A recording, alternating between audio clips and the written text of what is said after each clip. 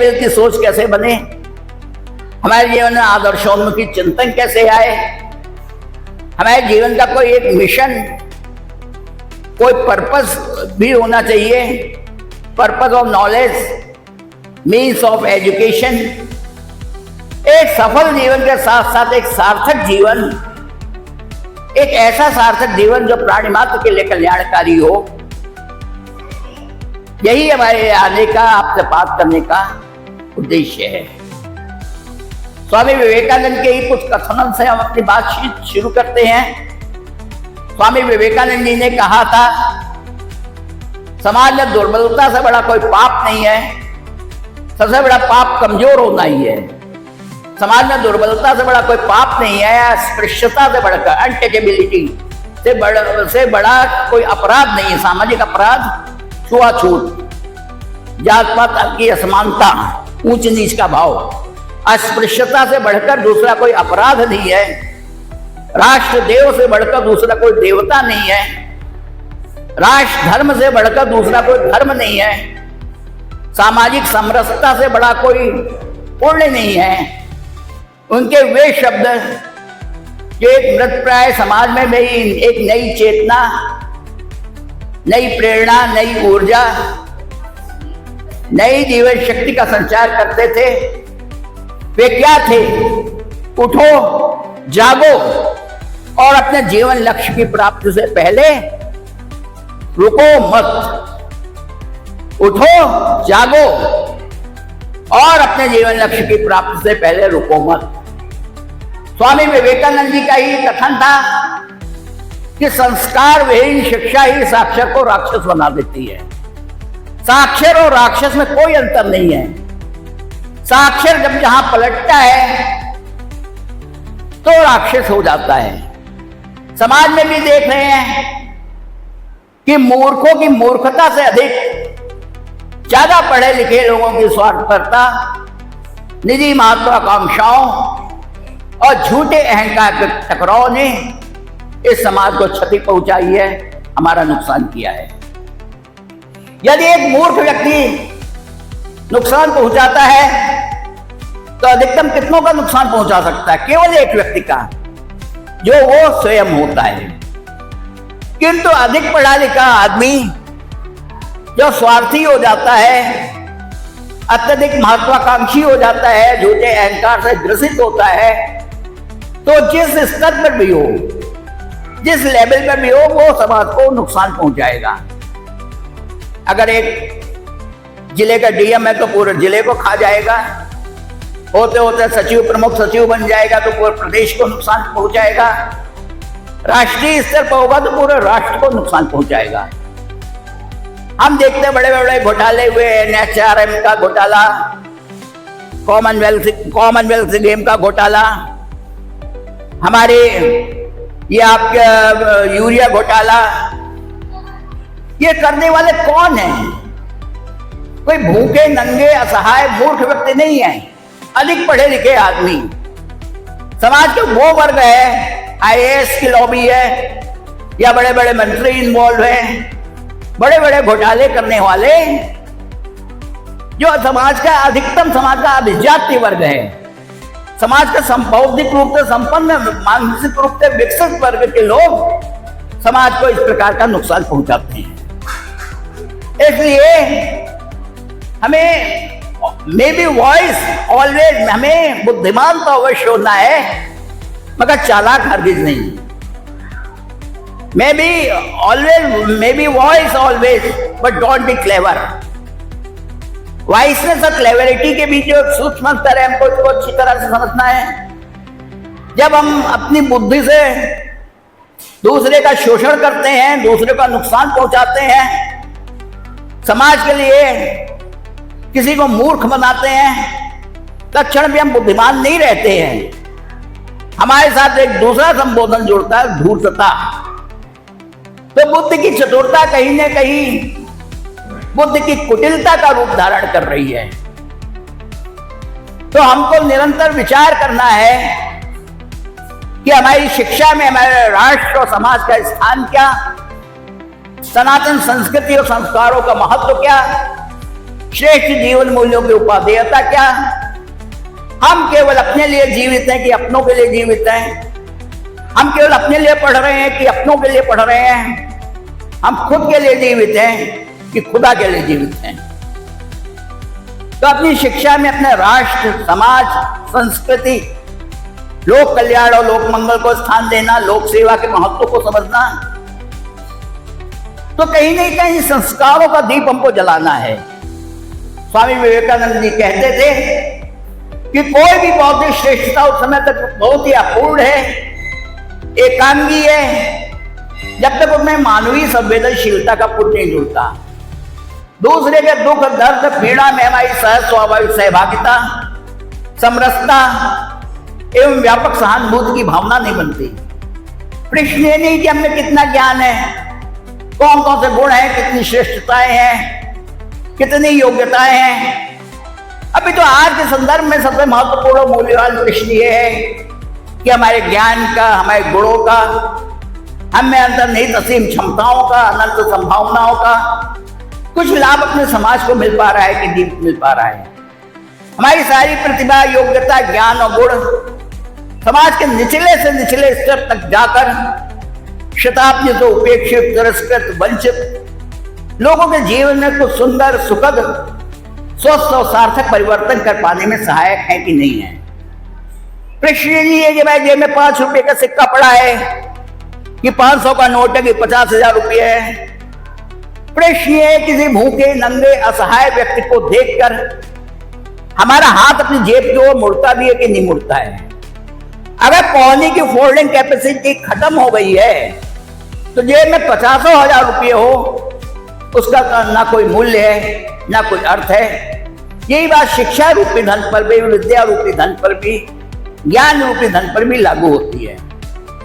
हमारे समाज की सबसे बड़ी विडंबना क्या है? इस संदर्भ में स्वामी विवेकानंद कहते थे, हमारे समाज का सबसे बड़ा दुर्भाग्य है कि हमने से जो थोड़े से व्यक्ति को ज्यादा पढ़ लिख गए, थोड़ा ज्यादा अकल में बढ़ चढ़ गए, वो ये भूल गए कि वो भी इसी समाज का एक अंग है।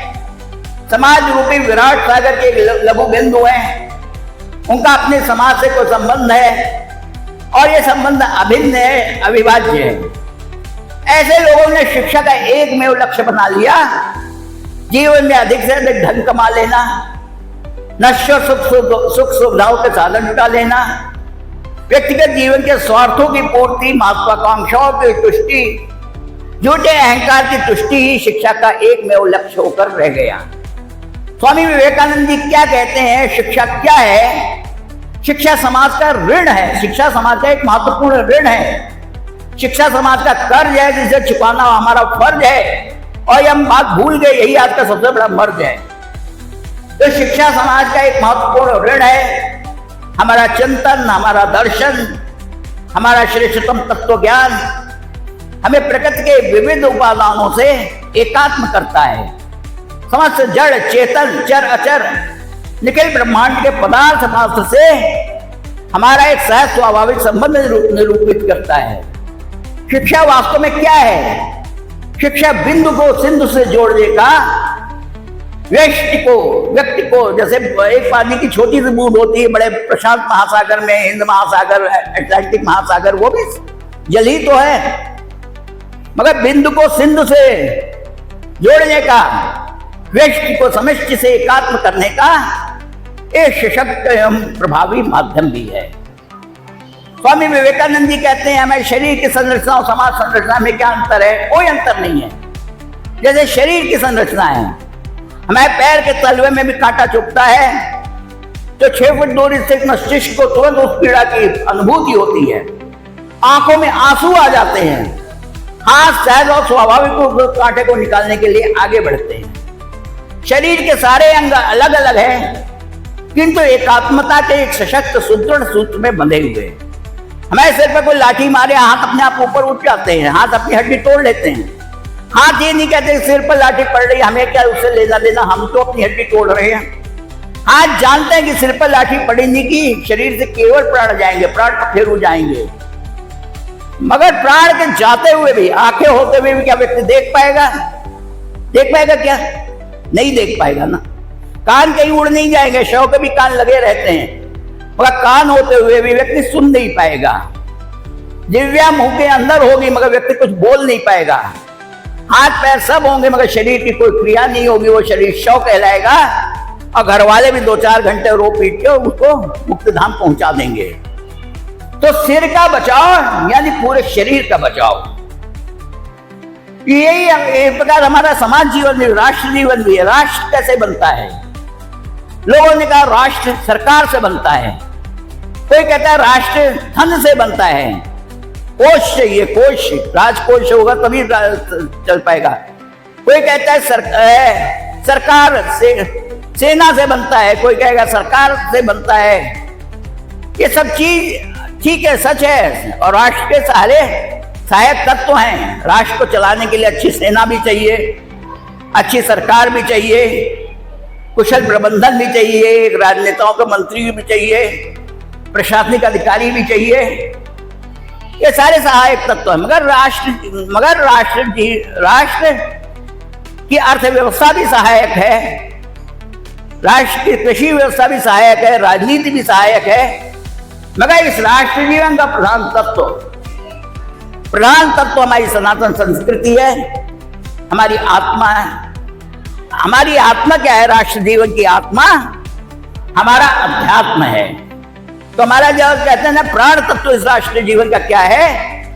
हमारी सनातन संस्कृति, हमारे संस्कार, हमारा चरित्र। इसको पुष्पांजलि कर लेंगे। तो इसके लिए हम राष्ट्र जीवन को सशक्त, सुदृढ़, समुन्नत और समाज जीवन को सतत परिमार्जित, प्रक्षालित और परिष्कृत करने में हमको अपनी भूमिका निभानी है। हमारे युवा धन सबसे महत्वपूर्ण है। तो अपने में छुपी क्षमताओं को पहचानो, अपनी संपूर्ण शक्तियों का संपूर्ण रूप से प्रकटीकरण होना चाहिए। अपने जीवन में लक्ष्य निर्धारण का महत्व समझिए। जीवन में लक्ष्य निर्धारण कितना महत्वपूर्ण है। एक लाइफ का टारगेट होना चाहिए। जैसा कि डॉक्टर APJ अब्दुल कलाम कहते थे, सपने वे नहीं होते हैं जो नींद में देखे जाते हैं, सपने वे होते हैं जिन्हें पूरा होने से पहले नींद नहीं आती है। तो हर व्यक्ति के जीवन में एक लक्ष्य हो, फिर लक्ष्य के, अपने जीवन लक्ष्य के प्रति एक असीम श्रद्धा, अटूट समर्पण और एकांतिक निष्ठा ही उस लक्ष्य की पूर्ति में, लक्ष्य की प्राप्ति में सहायक होती है। अन्यथा हमारे सपने मुंगेरी लाल के हसीन सपने जैसे हो जाएंगे। जैसे एक सीरियल आता था मुंगेरी लाल के हसीन सपने। तो सपने में एक दृढ़ निश्चय की जरूरत है, जीवन में एक वज्र संकल्पों की जरूरत है, मजबूत इरादों की जरूरत है। और स्वामी विवेकानंद कोई प्राइम मिनिस्टर नहीं थे, कोई राष्ट्रपति नहीं थे, कोई प्रशासनिक अधिकारी नहीं थे, मगर आज स्वामी विवेकानंद याद किए जा रहे हैं। आज भी वो हमारे मन मस्तिष्क और विचारों में समाहित है। उनको दिवंगत हुए 124 वर्ष बीत चुके हैं, 124 वर्ष। और उनका जीवन कितना था? मात्र 39 वर्ष 5 महीने 22 दिन का उन्होंने जीवन दिया है। 39 वर्ष 5 महीने 22 दिन के जीवन में कितना महान कार्य वे कर गए। विश्व स्तर पर भारत की प्रतिष्ठा को उन्होंने रखा। तो स्वामी विवेकानंद क्या है? एक प्रकार से हमारी वैचारिक प्रखरता के, प्रबुद्धता के, आध्यात्मिक चेतना के, आध्यात्मिक तेजस्विता के, अपराजेय आत्मविश्वास के, सुदृढ़ संकल्प शक्ति के, अविचल ध्येय निष्ठा के, लोक कल्याण और लोक मंगल के दिव्य भावना के, लोक सेवा के जीवन व्रत के, जीवन अच्छाई और सच्चाई के प्रति अटूट विश्वास के, अंतर्मन की पावनता के एक प्रतीक और पर्याय के रूप में आते हैं। जिससे हम कह सकते हैं कि वो राष्ट्र की जीवंतता के प्रतीक थे। तो राष्ट्र की जीवंतता, तो स्वामी विवेकानंद के सपनों और संकल्पों के भारत को हमको समझना है, उसके प्रति हमें फुल कमिटेड होना है। और आपको, हम लोगों को राष्ट्र जीवन में आपकी क्या भूमिका हो सकती है? आप भी, हमें भविष्य के स्वामी विवेकानंद चाहिए। एक हम 12 जनवरी 1863 को जन्मे। स्वामी विवेकानंद की कथा इसीलिए सुनाते हैं कि भविष्य में कितने स्वामी विवेकानंद खड़े होंगे, भविष्य में इन बहनों में कौन भगिनी निवेदिता होगी, कौन रानी लक्ष्मीबाई बनेगी, कौन कल्पना चावला बनेगी, कौन मदर टेरेसा हो सकती है। तो आज भविष्य की बौद्धात के अंतर्मन में हम स्वामी विवेकानंद को आरोपित करना चाहते हैं। तो विवेकानंद के सपनों संकल्पों को समझिए, उनके ध्येय साधना के प्रति समर्पित होइए। जीवन में बगैर उत्सर्ग के कभी उत्कर्ष नहीं आया है। हम सब अपने जीवन में उत्कर्ष के शिखरों को छूना चाहते हैं, मगर उत्कर्ष के शिखरों को छूने के लिए हमें उत्सर्ग की जड़ों से जुड़ना पड़ेगा। याद रखिए, काल जयी अक्षय कीर्ति कौमदी जीवन में केवल निस्वार्थता और निरहंकारिता का ही वर्णन करती है। जब हमारे जीवन में अनसेल्फिशनेस होगी, निस्वार्थता और निरहंकारिता यानी ईगोलेस होंगे, तब तो आप सबसे अनुरोध है कि अपनी प्रतिभा को निरंतर प्रेरणा का मार्ग दें। आपकी समस्त योग्यताओं के साथ साथ एक समर्पण का सशक्त संबल जुड़े। आपका जीवन की श्रेष्ठतम सार्थकता क्या है, जीवन का चरम लक्ष्य क्या है, जीवन का शाश्वत परम सत्य क्या है, जीवन की सर्वोच्च उपलब्धि क्या है, इससे अवगत हो, इससे गहराई से जुड़िए। और शिक्षा का दो ही उद्देश्य है, एक आत्मोदय, अपना विकास, आत्मोदय, मगर अपने आत्मस्वरूप का बोध भी होना चाहिए। जो आपको नाम दिया है वो भी किसी दूसरे ने समाज में दिया है।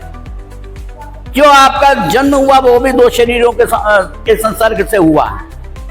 आपकी कोई पहचान बन रही है, तो अपने आत्मस्वरूप का बोध, हम क्या हैं, इसको जानना और राष्ट्र और समाज के निर्माण में विश्व को बनाने में हमारी क्या भूमिका है, इसकी तलाश, इसको तलाश करना है कि विश्व को हम क्या देंगे।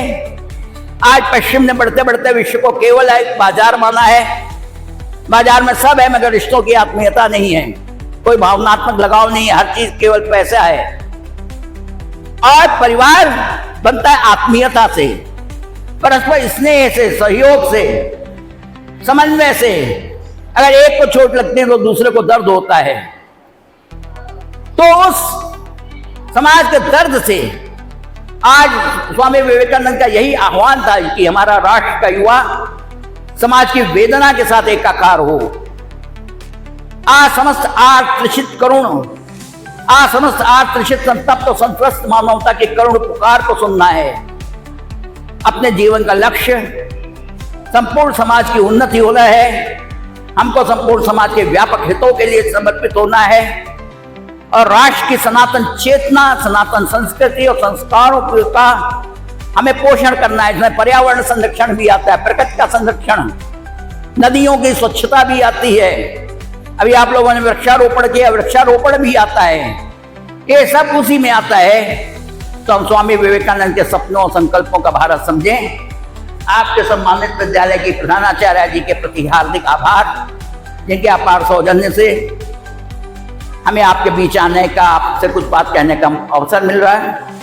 हम हार्दिक आभारी हैं अपने श्री अनिल श्रीवास्तव जी का, जो एक प्रकार से हफ्ते में 3 दिन की डायलिसिस होती है, दोनों किडनी फेल है, मगर फिर भी एक अपने मिशन के प्रति एक कितनी जागरूकता, इतनी तस्ती तपती, इतने गर्म कमरे में आकर, जबकि सामान्यतः अपने काम से एसी से बाहर नहीं निकलते हैं, स्वास्थ्य अलाउ नहीं करता है, ऐसी तस्ती तपती गर्मी में आपके बीच आकर अपने इस कार्य को भगवान की पूजा के रूप में कर रहे हैं। आपकी सम्मानित सभी शिक्षिका बंधुओं के प्रति भी हार्दिक आभार। वो भी इसी गर्मी में बैठी हैं। आप लोगों ने भी एक ध्येय साधना से जुड़े इतने, क्योंकि जीवन का निर्माण प्रतिकूलताओं में होता है, विषमताओं में होता है। यही हमारे जीवन की परीक्षा है। जो प्रतिकूलताओं में टिक गया, जिसने झंझावातों को पार कर लिया, वही का जीवन बन जाता है। और जो एक प्रकार से डूब जाए, वही भवसागर को पार नहीं कर पाता है। तो अपने जीवन में स्वामी विवेकानंद का संबल बनाकर, भगिनी निवेदिता को अपना आदर्श बनाकर हम ध्येय के पथ पर बढ़े। धन्यवाद। आज राजकीय कन्या इंटर कॉलेज लखीमपुर खीरी में एक हमारे जिले के प्रख्यात समाज सेवी श्री राजेश दीक्षित जी का आगमन हुआ। उन्होंने 4 जुलाई से चल रहे अपने इस अभियान में, जो कि स्वामी विवेकानंद जी के जीवन दर्शन और मूल्यों से प्रेरित है, छात्राओं को दीक्षित किया और स्वामी विवेकानंद जी के विचार छात्राओं के मध्य में रखे। स्वामी विवेकानंद जी के विचार युवाओं के लिए ऊर्जा का बहुत बड़ा स्रोत हैं। उनके अनुसार उठो, जागो और तब तक मत रुको जब तक लक्ष्य की प्राप्ति ना हो जाए। ये उनका मंत्र था युवाओं के लिए कि आप उठिए, कार्य करिए और जब तक कार्य करते रहिए कि आपका कार्य वो पूरा ना हो जाए। उनका कहना था कि जब तक आप खुद में आत्मविश्वास नहीं रखेंगे, आपका कार्य सफलता तक नहीं पहुंचेगा। उनका मेन उद्देश्य ये था कि सभी युवाओं के अंदर आत्मचिंतन की भावना पैदा हो, वो अपने राष्ट्र के लिए, अपने देश के लिए सेवा करें और अच्छे विचार लेकर के आएं। और उनका ये सोचना था कि युवाओं के सोचने की शक्ति से ही किसी भी देश का विकास संभव है। यही विचार दीक्षित जी द्वारा राजकीय बालिका इंटर कॉलेज लखीमपुर खीरी की छात्राओं के मध्य में रखे गए तथा इस कार्य में दैनिक जन जागरण के श्री अनिल श्रीवास्तव जी का बहुत बहुत सहयोग रहा।